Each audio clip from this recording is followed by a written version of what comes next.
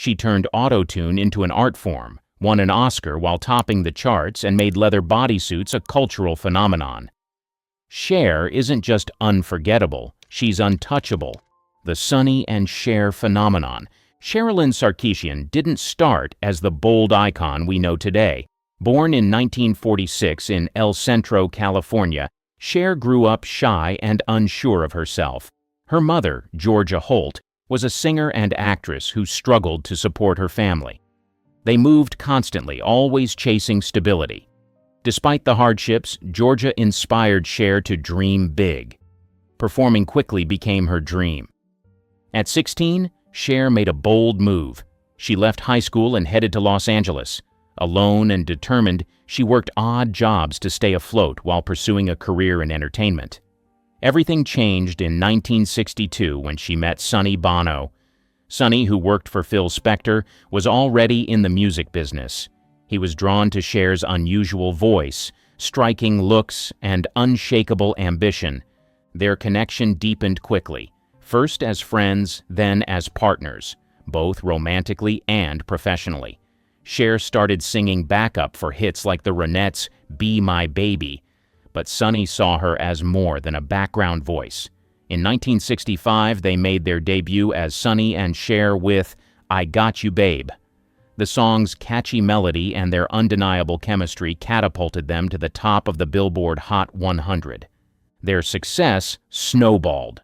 Throughout the mid-1960s, they released hits like The Beat Goes On, which became a cultural anthem. Their style turned heads, too. Cher's long, sleek hair and bold bohemian outfits set trends that fans rushed to copy. She wasn't just a singer, she was a fashion phenomenon. By the early 1970s, their fame reached new heights with the Sunny and Cher Comedy Hour on CBS. The show spotlighted their personalities, Sunny's goofy charm paired with Cher's razor-sharp humor. Viewers couldn't get enough of their playful banter. The show ran for 4 seasons, earned an Emmy nomination, and solidified their status as TV stars. But behind the scenes, cracks were forming. Sunny's controlling nature clashes with Cher's growing desire for independence. The tensions strained their marriage and their partnership. By the mid-1970s, they separated, both professionally and personally. It was a painful ending, but also a pivotal moment for Cher. She was no longer just Sunny's other half. She was ready to carve her path as a solo artist, and she wasn't looking back. Redefining glamour and individuality in the 70s. In 1975, Cher and Sonny Bono's marriage ended. With the divorce finalized, Cher took control of her career and image. That same year, she signed a $2.5 million deal with CBS. The deal led to her own variety show, Cher, where she was the star. It was a fresh start, far from the Sunny and Cher Comedy Hour. The show highlighted Cher's talent in skits, music, and unforgettable fashion. Fashion became a defining feature of Cher's solo era. Designer Bob Mackie worked closely with her, creating daring and innovative looks. The costumes ranged from sequined gowns to dramatic feathered headdresses. Some outfits were nearly see-through, sparking plenty of buzz. These bold choices turned Cher into a trendsetter. She wasn't just wearing fashion, she was making statements. Everyone was watching, and they couldn't look away. Her music also reflected her evolution. In 1971, she released Gypsies, Tramps, and Thieves. The song was a mix of storytelling and sharp social commentary. It hit #1 on the Billboard charts, proving Cher's ability to connect with audiences. Hits like Half-Breed and Dark Lady followed, exploring controversial themes. With her theatrical voice and fearless attitude, Cher turned taboo subjects into chart-topping songs. Cher's personal life during this period was just as dramatic. In 1975, she married Greg Allman, a member of the Allman Brothers Band. 9 days later, she filed for divorce, citing his substance abuse. The two reconciled briefly and had a son, Elijah Blue Allman. Their rocky relationship fueled endless tabloid stories. Despite the chaos, Cher stayed focused on her work. Cher's boldness made her a symbol of empowerment, even if she didn't claim the feminist label. She once said, "Women are the real architects of society, and if I can make a dent, then I've done my job." Her unapologetic confidence inspired countless fans. By the late 1970s, disco had taken over the music charts. Cher's songs weren't hitting the same highs. Still, she wasn't about to fade away. A trailblazer in music and media versatility. By the late 1970s, Cher faced a challenge. Disco fever was taking over and music trends were shifting fast. Always one to adapt, Cher embraced the genre with her 1979 album Take Me Home. The title track became a hit, climbing to #1. 8 on the Billboard Hot 100. It earned gold certification, cementing her place in the disco craze. The album's cover, featuring Cher in a dramatic gold costume with chains, embodied the glamour of the era. She wasn't just performing disco, she was owning it. The gamble worked. Take Me Home sold over 500,000 copies in the US, but Cher wasn't content to stick to music alone. Hollywood still called. Her first attempt at acting in Good Times, 1967, with Sunny, had been a flop. Critics weren't convinced she could act, but Cher wasn't about to give up. She took small, overlooked roles, chipping away at her reputation as just a singer. Her personal life, meanwhile, was a constant headline. Her relationship with Gene Simmons from Kiss stirred endless speculation. Later, she dated Val Kilmer, much younger than her, sparking even more gossip. But Cher didn't care. She shrugged off judgment with her signature wit, famously saying, "If I want to date younger men, I will." Public opinion didn't faze her. She called the shots in her life. While tabloids buzzed, Cher stayed busy. Her live performances were dazzling spectacles combining music and theatrical flair. She also dominated television. She hosted star-studded specials featuring legends like Diana Ross and Elton John. In 1978, she co-starred in Cher Special, a bold TV musical that mixed humor, drama, and music, from singer to serious actress. The 1980s marked a huge shift for Cher. She was determined to prove herself as a serious actress. Her breakthrough came in Silkwood, 1983, a drama inspired by true events. Cher played Dolly Pellicker, a lesbian factory worker and loyal friend to Meryl Streep's character. Sharing the screen with Streep and Kurt Russell, Cher gave a subtle, heartfelt performance. Critics were impressed. Her work earned her an Academy Award nomination for Best Supporting Actress. It was a pivotal moment for a star often dismissed as just a singer. Cher didn't slow down. In 1985, she starred in Mask. She played Rusty Dennis, a tough, loving mother raising her son Rocky, who had a rare facial condition. The role was intense and emotional. Cher's powerful portrayal showed her dramatic range. It earned her a Golden Globe for Best Actress in a Motion Picture. Drama. The film's success silenced critics who still doubted her talent. Her momentum continued with The Witches of Eastwick, 1987, a dark comedy featuring an all-star cast. Cher joined Jack Nicholson, Susan Sarandon, and Michelle Pfeiffer to play one of 3 women seduced by the devil. Her mix of humor, charm, and strength made her performance stand out. The film became a hit, earning over $63 million in the U.S. While her acting career soared, Cher's off-screen moments kept her in the spotlight. Her bold personality made her a talk show favorite. In 1986, she appeared on Late Night with David Letterman. When Letterman asked why she had avoided his show, Cher didn't hold back. She replied, "Because I thought you were an a-hole." The audience erupted in laughter. The moment showed her quick wit and unfiltered honesty. The Oscar-winning actress. In 1988, Cher reached an extraordinary career milestone. Her role in Moonstruck brought her critical acclaim and cemented her as a Hollywood star. The romantic comedy drama, directed by Norman Jewison, told the story of Loretta Castorini. Loretta was a widowed bookkeeper from Brooklyn caught in a tangled love triangle. Her fiancé and his intense, brooding younger brother, played by Nicolas Cage, complicated her life. Cher's portrayal of Loretta was magnetic. She blended vulnerability, humor, and charm into every scene. Her delivery of lines like "snap out of it" was both hilarious and deeply emotional. Critics couldn't stop praising her. Roger Ebert called her performance real, funny, and endearing, capturing why audiences fell in love with Loretta and Cher. The film was a massive hit. It grossed over $91 million at the box office, a staggering achievement for a low-budget production. Moonstruck received 6 Academy Award nominations, winning 3. Among them was Cher's win for Best Actress. This moment wasn't just a win, it was proof that Cher had fully transitioned from pop star to serious actress. Cher's Oscar acceptance speech was unforgettable. She walked on stage in a Bob Mackie-designed gown, a sheer sparkling dress topped with a dramatic feathered headpiece. It was a look that only Cher could pull off. She thanked the Academy with humility and humor, saying, "I don't think this means I'm somebody, but it's really nice to have." The audience loved her candid and glamorous presence. Reinventing pop music in the 80s and 90s. After winning her Oscar in 1988, Cher dove back into music. She had something to prove and did it with her 1989 album Heart of Stone. This album introduced a bold pop rock sound that captured the attention of a younger, edgier audience. The lead single, If I Could Turn Back Time, became a massive hit, boosted by a controversial music video. The video, filmed aboard the USS Missouri, showed Cher performing in a black bodysuit, fishnet stockings, and a leather jacket. It was provocative and playful. Some TV networks banned it for being too risque, but the ban only made it more talked about.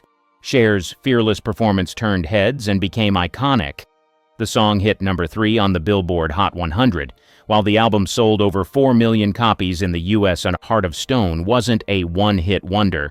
Tracks like Just Like Jesse James, with its country-inspired storytelling, and her rendition of Love Hurts, showcased Cher's vocal range. The album proved she was more than a pop star. She was a dynamic artist, unafraid to try new styles. In the 1990s, Cher kept the momentum going. She released Love Hurts in 1991, featuring hits like Save Up All Your Tears and her chart-topping cover of the Shoop Shoop song, It's in His Kiss. The album dominated in the UK, cementing her international appeal. In 1995, she experimented with soul and R&B on It's a Man's World. The shift in sound highlighted her ability to stay fresh and relevant. Outside of music, Cher embraced her role as a cultural force. She lit up late-night talk shows with her sharp humor and candid stories. Her public charity work further endeared her to fans. Everywhere she went, her larger-than-life persona commanded attention. Cher defied the rules of the industry. While many women over 40 faced fading opportunities, she thrived. She declared, "I refuse to be irrelevant," and she backed it up, pioneering the autotune revolution. In 1998, Cher didn't just release a song, she changed the music industry. Believe reintroduced her as a fearless artist, blending innovation with timeless talent. What made the track groundbreaking was its use of autotune. The effect gave her voice a robotic, futuristic tone that still carried deep emotion. Critics first called it a gimmick, but soon it was known as the Cher effect. This sound would forever transform pop music. Believe became a global phenomenon. The song hit number 1 in 23 countries, including the United States. It topped the Billboard Hot 100 for 4 weeks. It was Cher's first U.S. chart topper in over 25 years. For a pop artist in her 50s, this was almost unheard of. The track sold over 11 million copies worldwide, making it one of the best-selling singles of all time. Its infectious beat and empowering lyrics made it an anthem of strength and independence. The cultural impact of Believe was massive. Rolling Stone called it one of the most influential dance tracks ever. Cher won a Grammy for Best Dance Recording. Autotune, once a subtle tool in production, became a defining element of modern pop. Artists like T-Pain, Kanye West, and Lady Gaga built their sound on what Cher popularized. Meanwhile, Believe became a staple at clubs, pride events, and celebrations everywhere. Cher's style during this era was just as bold as the music. Her videos and performances leaned into a futuristic aesthetic. Metallic costumes, glowing lights, and ethereal choreography set the tone. She embraced the techno-forward vibe of the millennium, proving once again she was ahead of her time.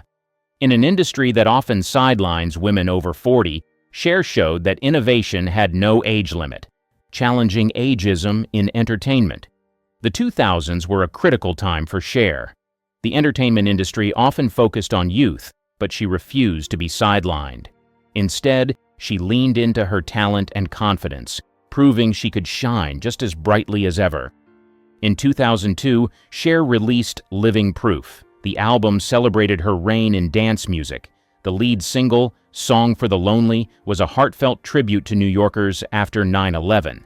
The song's uplifting lyrics and driving beat struck a chord, offering hope in a time of grief. The rest of the album mixed empowering themes with infectious rhythms, showing off her ability to merge modern sounds with her powerful voice. At the same time, Cher launched her massive farewell tour. Originally planned as her last, it became a global sensation. The tour grossed over $250 million and drew sold-out crowds around the world. But it wasn't just a concert. It was an event. Fans were treated to jaw-dropping Bob Mackie costumes, elaborate stage productions, and hits spanning her entire career. The tour's success proved Cher was still a force to be reckoned with in live entertainment. In 2008, Cher took her talents to Las Vegas. Her residency, Cher at the Coliseum, ran for 3 years at Caesar's Palace. It grossed over $97 million, drawing fans from across the globe. The show featured dazzling visuals, career-spanning hits, and her signature extravagant wardrobe. Critics and audiences called it a masterclass in performance, solidifying her place as one of Vegas's biggest stars. Cher's response to ageism became a defining part of her persona during this era. When asked about performing into her 60s, she didn't hold back. "If I want to put my out on stage at 70, I will," she quipped. "Why? Because I can do it better than most 20-year-olds." Her unapologetic attitude and refusal to conform inspired millions. She became a symbol of self-expression and empowerment. Cher didn't just survive in an industry obsessed with youth, she thrived. Through her chart-topping music, spectacular performances, and bold personality, she showed the world that age is irrelevant when talent, reinvention, and confidence lead the way. The men who admired Cher. Cher's love life has always fascinated the public. Her romantic relationships, like her career, defied conventions. Over the years, she dated some of the most famous and unexpected names in entertainment. From long-term commitments to whirlwind romances, her love life reflected her fearless attitude toward living life her way. Her marriage to Sonny Bono is her most iconic relationship. Together, they created a powerhouse duo, winning over fans with their charm and chemistry. Behind the scenes, though, things weren't as harmonious. Sonny's controlling nature clashed with Cher's desire for independence. In 1975, they divorced. Despite their personal struggles, their partnership left a lasting impression on pop culture.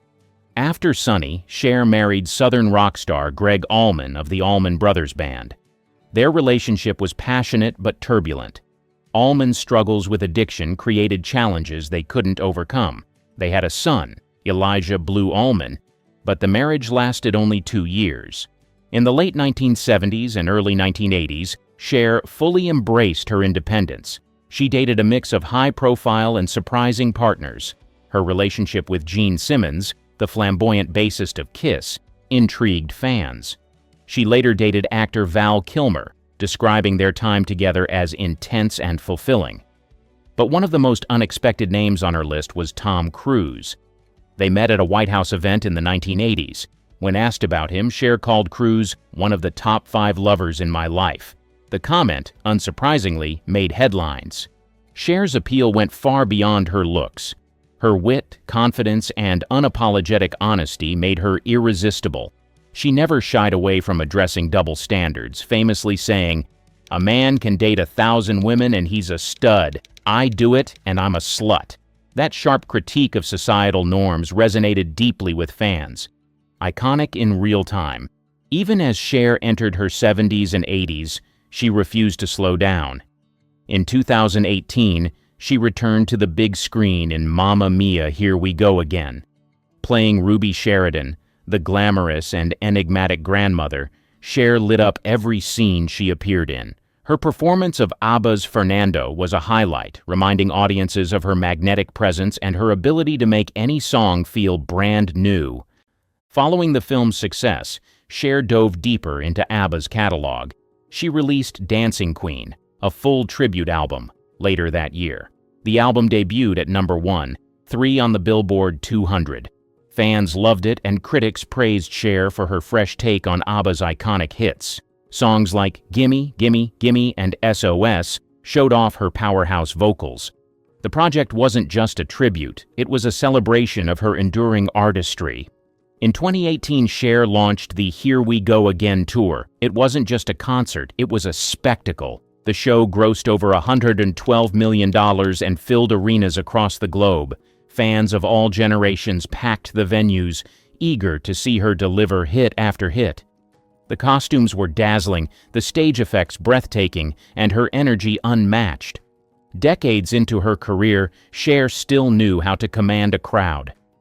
Offstage, Cher stayed vocal about issues she cared deeply about. She became a fierce advocate for LGBTQ+ rights, animal welfare, and climate change. Her Twitter presence was unmissable. Posting in her signature all-caps style, she shared bold political opinions, witty one-liners, and candid self-reflections. Her humor and unfiltered honesty resonated with a younger audience, making her just as relevant online as she was on stage.